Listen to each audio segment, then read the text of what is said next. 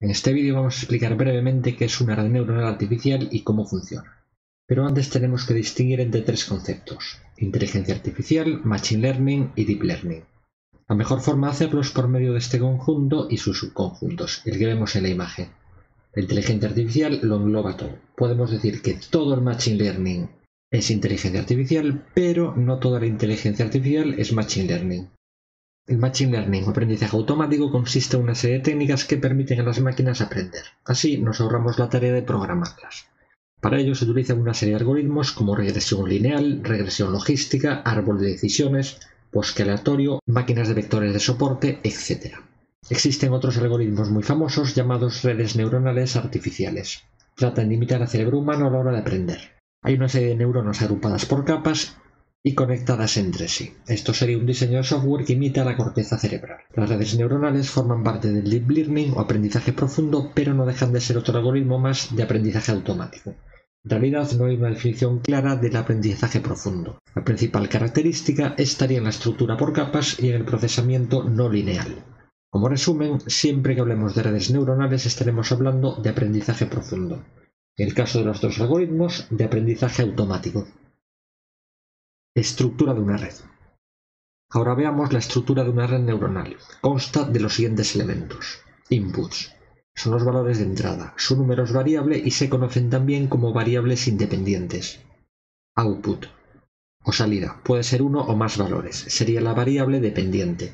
La red neuronal no deja de ser una función, así que los inputs serían los parámetros y el output el resultado de dicha función. Neuronas. Digamos que son las bolitas y las agrupamos por capas. A cada una de ellas llegan los resultados de la capa anterior. La neurona genera una salida a partir de estos resultados por medio de una función de activación. Esta será una función no lineal como ReLU, Liqui-ReLU, sigmoide, tangente hiperbólica, umbral, etc. Capas. Como dijimos, las neuronas se agrupan por capas. Además de las capas de entrada y salida, input y output, tenemos el resto de las capas que se conocen como capas ocultas, hidden layers.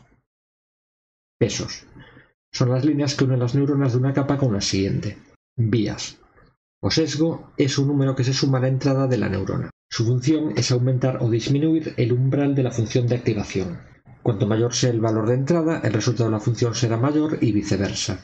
Tanto el vías como los pesos es lo que se conoce como hiperparámetros y el entrenamiento de la red consiste simplemente en encontrar los valores adecuados de esos hiperparámetros para que la red realice su función de forma correcta. Funcionamiento de la red.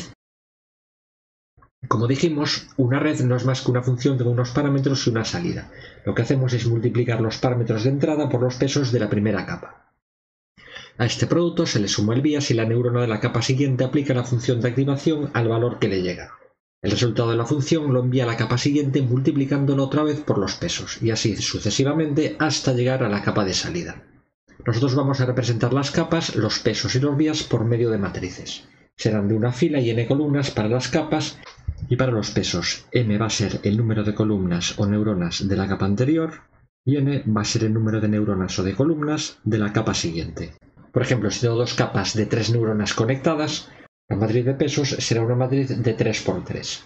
A su vez, las capas serán matrices de 1 por 3 y los vías de cada capa también una matriz de 1 por 3.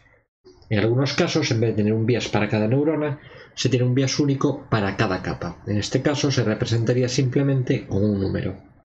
Entrenamiento. Tanto el aprendizaje automático como el profundo realizan dos tipos de tareas: clasificación o regresión. La clasificación consiste en decidir si un elemento pertenece a una clase o a otra. En cambio, la regresión consiste en obtener un número como resultado. Voy a utilizar un ejemplo de regresión. Imaginemos que tenemos una red a la que le pasamos los valores de una vivienda: metros cuadrados, número de habitaciones, baños, etc. A partir de esos datos, la red va a predecir el precio de venta de esa vivienda. Ahora bien, ¿cómo ajusto los hiperparámetros, pesos y vías para que la red funcione?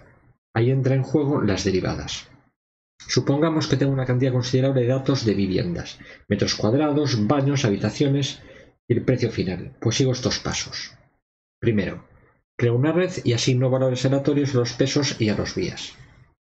Segundo, le paso los datos de las viviendas y calculo la diferencia entre el resultado del precio que me da la red y el precio real. Según ese error, ajusto un poco los parámetros.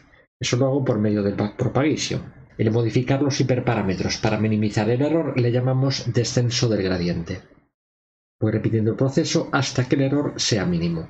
A partir de ahí tengo los hiperparámetros adecuados y ya podemos decir que la red está entrenada.